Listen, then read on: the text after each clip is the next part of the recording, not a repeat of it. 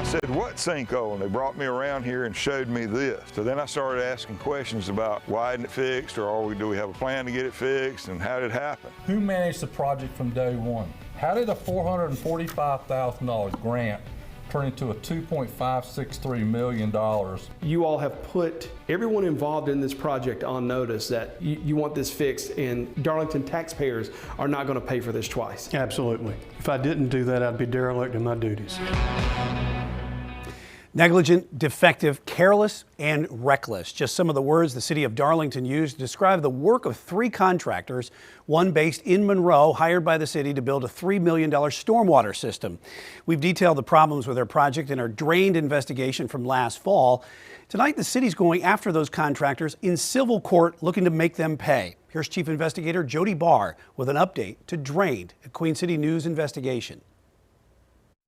And obviously, the seals where the pipe goes into this catch basin have failed. And the material is going into the catch basin and going on down the storm sewer. Darlington Utilities Director Charles Schugert showed us these sinkholes in October. This is a very expensive device. If it gets deep enough to make this thing move one way or another, it'll have to be completely rebuilt. Now, more than 3 months later, they're still there and growing. In October, about a year ago, city staff reported to me that serious problems developed in the project that was barely 3 years old. The city told the public about what it uncovered. Based on ABS's preliminary evaluation, portions of the storm drain system are inadequate, and the project could be described, at least in part, as a failure. The city hired a Charlotte-based forensic engineering firm to investigate.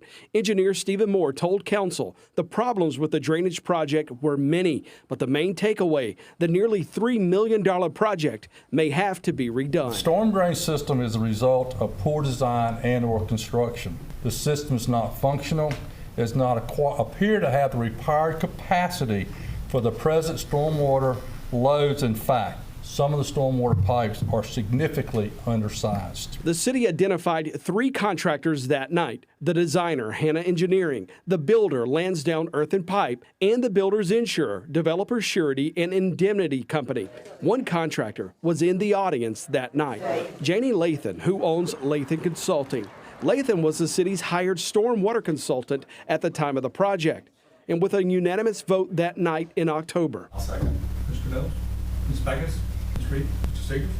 Motion's carried. The city warned the people who had a hand in the design and construction. If they did not make this right, the city would ask a court too.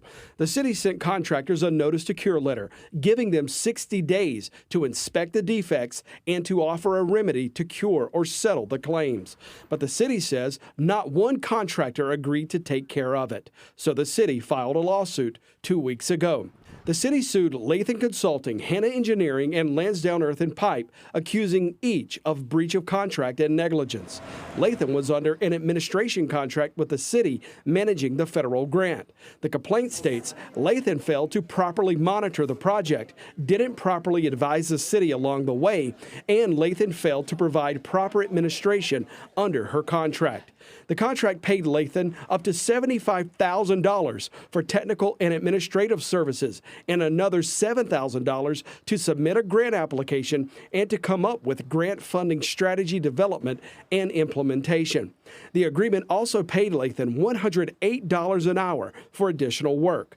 This email the city provided also shows Lathan identified herself as the project administrator while working to gather easements for the project, alongside the project manager from Hanna Engineering. Lathan later clarified, though, she was only the project administrator for the grant. We tried to interview Lathan the night of that October City Council meeting. Hey, Ms. Lathan. Hey, I'm Jody Barr with Queen City News out of Charlotte. Yes. Can we talk to you about this project that you headed? I have no comment on this project. You heard what they said tonight. It was a failure. I heard what they said, and I have no comment on this project. You're a lot of things that was said tonight was not true. So y'all need to do some investigative reporting. You don't want to take this chance to defend yourself. I don't have to defend myself for anything. What are you trying to do? Lathan did not respond to our request to interview her about the lawsuit. The city accused Hanna Engineering of a list of failures, including failures in design and not complying with construction codes, industry standards, and customary practices. The lawsuit also claims Hanna Engineering never turned over evidence it conducted soil tests, design calculations, or took steps to prevent contamination from raw sewage. Whew, that stinks. We found evidence of raw sewage right where the city told us we would when we visited the site last fall. We asked Hanna Engineering for an interview, but the owner declined. Hanna's attorney sent us a statement. Hanna has not caused the isolated issues the city claims to be experiencing with the drainage system. Hanna's system design was appropriate. The city recently hired Hanna for its engineering expertise on another project. Hanna vehemently denies liability in this matter and looks forward to the exoneration of its design in a court of law.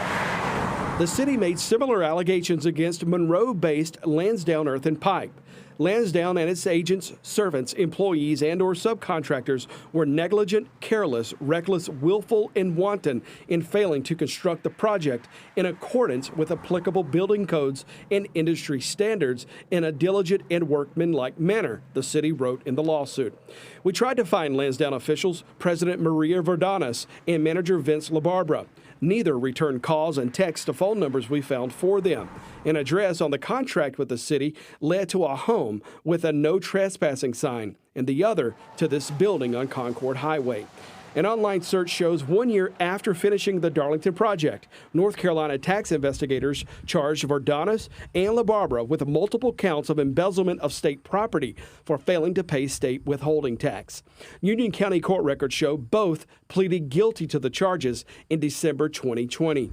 North Carolina Secretary of State records show Lansdowne Earth and Pipe was dissolved after those guilty pleas. It is of particular importance to note that the City of Darlington, as of June 30th, 2023, we still have a balance due of $1,985,000. The city manager told us last fall he couldn't let what he uncovered go and did not want Darlington taxpayers to pay for something he says they never received. I had one of two choices.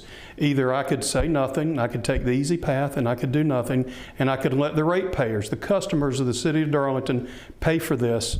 But that's not right. The second thing I can do is I can go to my attorney and have him contact the lawyers and the insurance companies for the contractor, for the engineering firm, and for the project manager. And I chose the second option because I think they're the ones liable for this, and I think they're the ones responsible. The city's also going after the builder's insurer, Developer's Surety and Indemnity Company. I could not find a phone number, address, or any way to reach any principal with that company to offer them an opportunity to respond. None of the defendants have yet filed written answers to this complaint, but they have 30 days after they're served with it to respond to the court. We'll continue to follow this case as it moves through the court system, something that could likely take years to resolve.